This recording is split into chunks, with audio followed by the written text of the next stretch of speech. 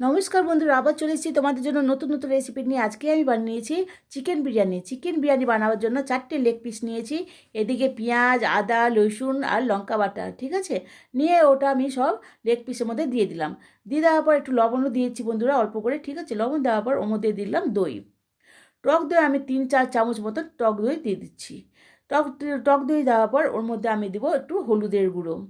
তো হলুদের গুঁড়ো দিয়ে দেওয়ার পর ওটা আমি আস্তে আস্তে ম্যারিনেটটা করে নিব, ঠিক আছে, মানে মাখিয়ে নেব। তো ভালো করে চারিদিকে মশলাগুলো যেন লেগে যায় ওইভাবে করে আমি মাখিয়ে নিচ্ছি, ঠিক। ম্যারিনেটটা করে নেওয়ার পর আমি 2 ঘন্টার জন্য ফ্রিজে রেখে দিয়েছিলাম। ফ্রিজে রেখে দেওয়ার পর আমি একটা কড়াই নিয়ে নিয়েছি। কড়াই নিয়ে নেওয়ার পর ওর মধ্যে আমি মানে বিরিয়ানি চালটা ওর মধ্যে দিয়ে দিলাম, ঠিক আছে। আগে থেকে আমি ধুয়ে রেখেছিলাম। ধুয়ে রেখে দেওয়ার পর ওটা আমি চালটা ওর মধ্যে দিয়ে ভালো করে টক করে ফুটিয়ে নিব। ওর মধ্যে দিয়ে দিলাম একটু এলাচ, ঠিক আছে। এলাচ, লং দুটোই দিয়েছি। দিয়ে এবার চালটা যখন একটু হালকা কাঁচা থাকবে তখনই কিন্তু নামিয়ে নেবে, বেশি গ্যাদা যেন না হয়, ঠিক আছে। তো আমি চালনে ওটার চালটা ঢেলে দিলাম, জলটা। তো ঢেলে দেওয়ার পর ওই কড়াইতে দিয়ে দিলাম আমি তেল। তেল দেওয়ার পর ওর মধ্যে আমি দিব পেঁয়াজ, ঠিক আছে। পেঁয়াজটা দিয়ে মানে ভালো করে মানে বেরেস্তাটা বানিয়ে নিব। তো হালকা হালকা করে ভেজে নিয়েছি। আমার একটু বেশি কালো হয়ে গেছে বন্ধুরা, কিন্তু তোমরা যখন ভাজবে একটু যেন গোল্ডেন কালার থাকে, ঠিক আছে, হালকা হালকা। তো ভেজে আমি ওগুলো তুলে নিচ্ছি। তো তেল ছাড়িয়ে ছাড়িয়ে আস্তে আস্তে করে আমি এটা উঠিয়ে নিলাম, ঠিক আছে। উঠিয়ে নেওয়ার পর ওই কড়াইতেই আমি দিয়ে দেবো একটু সামান্য তেল। আমি একটু তেল দিয়ে দিয়েছি, ঠিক আছে। তেল দেওয়ার পর ওতে ওই আলু যে আমি সেদ্ধ করে রেখেছিলাম, ডিম আর আলুটা আমি আগে থেকে সেদ্ধ করে রেখেছিলাম।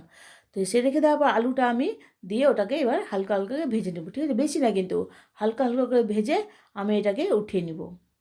তো এটা বেশ বড় বড় করে আলু কেটেছি, মানে বিরিয়ানিতে আলু বড় হলে খেতে খুব সুন্দর লাগে, তাই জন্য বড় বড় করে আলু এটাকে আমি ভেজে নিচ্ছি, ঠিক আছে। ভেজে নেওয়ার পর দেখতে পাচ্ছ একটা লাল লাল হয়ে গেছে।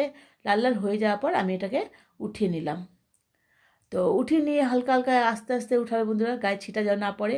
তো এইভাবে করে আমি ভালো করে চেঁচে মেচে করে উঠিয়ে নিচ্ছি, ঠিক আছে। উঠিয়ে নেওয়ার পর আমি যাতে এতে ডিম দিয়েছি, চিকেনও দিয়েছি, ডিমও দিয়েছি, ঠিক আছে। তা ডিমটা দিয়ে একটু লবণ দিয়ে মাখিয়ে আমি ডিমটা ওটা ভেজে ভেজে ওটাও উঠিয়ে নিচ্ছি।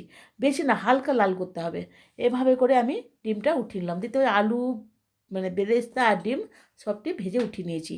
এবার কড়াইটা আমি ভালো করে ধুয়ে নিলাম। ধুয়ে নিয়ে এবার ওর মধ্যে দিলাম এলাচ আর লং। দিয়ে ওটাকে এবার যে মাংসটা আমি ম্যারিনেট করে রেখেছিলাম ফ্রিজে, ওই মাংসটা ওর মধ্যে আমি দিয়ে দিচ্ছি, ঠিক আছে, লেগ পিসটা। আস্তে আস্তে করে লেগ পিসটা দিয়ে দিচ্ছি। লেগ পিসটা দেওয়ার পর লেগ পিসটা সব এক একে করে দিয়ে দিচ্ছি, ঠিক আছে, মশলা সহ। দিয়ে আমি কিছুক্ষণ মানে ঢেকে রেখেছিলাম, মানে অল্প জল দিয়ে দিচ্ছি। ওই বাটিটা ধুয়ে অল্প করে জলটা দিয়ে দিচ্ছি, ঠিক আছে। জলটা দিয়ে দেওয়ার পর দেখবে মানে সেদ্ধটা যেন হয়ে যায়। তো ওটা সিদ্ধ করতে হবে, তো তাতে সিদ্ধটা হয়ে যায়। আর একটু লবণ দিলাম, একটু টেস্ট করে দেখলাম লবণটা কম লাগলো আমাকে, ঠিক আছে। তো আমি একটু লবণটা দিয়ে দিচ্ছি। লবণ দেওয়ার পর একটু দিলাম সামান্য চিনি, মানে স্বাদটা যেন ব্যালেন্স হয়। তো আমি অল্প করে চিনি দিয়ে দিচ্ছি। চিনি দেওয়ার পর লঙ্কার গুঁড়ো দিচ্ছি, কালারটা মানে কালারটা ডিপ আসবে, ঠিক আছে। তো লঙ্কার গুঁড়ো দিয়ে দিচ্ছি। লঙ্কার গুঁড়ো দিয়ে ভালো করে নাড়াচাড়া করে নিয়ে কিছুক্ষণের জন্য আমি ওটাকে ঢেকে দিলাম। তো ঢেকে দেওয়ার পর ওটা দেখতে পাচ্ছি মানে টকবক করে ফুটে উঠেছে। ফুটেও কিছুক্ষণটা দেখে দিলাম সিদ্ধ হয়ে গেছে। ওর মধ্যে একটু সামান্য ঘি দিয়ে দিলাম। তো ঘি দিয়ে ভালো করে একটু নাড়াচাড়া করে নেব। নাড়াচাড়া করতে করতে দেখবো কতটা সেদ্ধ হয়ে গেছে। তো সিদ্ধটা হয়ে যখন আমি দেখতে পাচ্ছি বন্ধুরা, এবং এই চিকেনটা ভালো করে কষতে হবে, ঠিক আছে। একবার যখন মাংস কষে ওইভাবে এটা চিকেনটাকে কষে নিতে হবে, লেগ পিসটাকে। তো লেগ পিসটা কষা হয়ে গেছে, দেখতে পাচ্ছ কি সুন্দর, দেখে তো লোভ লাগছে, আচ্ছা এমনি খেয়ে নেব। তো এবার এটা আমি সাইডে রেখে দিলাম ঠান্ডা হওয়ার জন্য, ঠিক আছে। তো একটা হাঁড়ি নিয়ে নিয়েছি। একটা হাঁড়ি নেওয়ার পর ওর মধ্যে দিলাম ঘি। এটা তো তেল দিয়েও করা যায়, কিন্তু আমি ঘি দিয়ে করেছি। তো আমি এটা মানে ঘিটা নিয়ে চারদিকে হাঁড়ির চারিদিকে ভালো করে লাগিয়ে নিলাম, ঠিক আছে। দেখতে পাচ্ছ একটা আমি এই সাইজে হাঁড়িটা নিয়েছি। নিয়ে আমি ঘিটা চারদিকে লাগিয়ে হাঁড়িটা বসিয়ে রেখে দিয়েছি, ঠিক আছে। ওর মধ্যে একটু দিলাম এলাচ আর লং দিয়েছি। এলাচ লং দেওয়ার পর ওটা দেখতে পাচ্ছ বন্ধুরা, এবার আমি স্কিমটা জোরে করে দিয়েছি। যে রাইসটা বানিয়েছি রাইসটা আমি প্রথমে দিয়ে দিলাম উপরে, অর্ধেকটা এখানে রাইসটা আমি দিয়ে দিব, ঠিক আছে। তো হালকা করে আমি পুরোটা দিয়ে দিচ্ছি, মানে হাফ হাঁড়ি মতন আমি এটাকে আস্তে আস্তে চারিদিকে আস্তে ছিটিয়ে ছিটিয়ে, ঠিক আছে, মানে জড়ো করলে হবে না, আস্তে আস্তে চারিদিকে ছিটিয়ে রাইসটা দিয়ে দিতে হবে।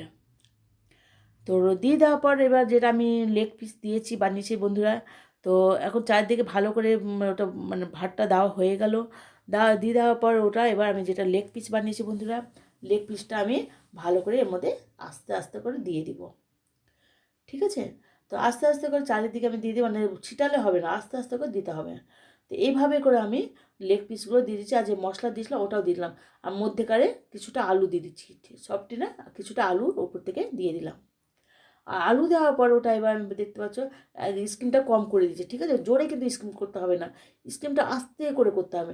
দিয়ে ওর মধ্যে ওপর থেকে দিয়ে দেবো আমি একটু গোলাপ জল, অত অল্প কিন্তু বন্ধুরা, বেশি না, কিন্তু বেশি গন্ধ হয়ে যাবে, তাই জন্য অল্প করে হাফ ঢাকনি গোলাপ জল দিলাম, আর দিলাম কেওড়ার জল।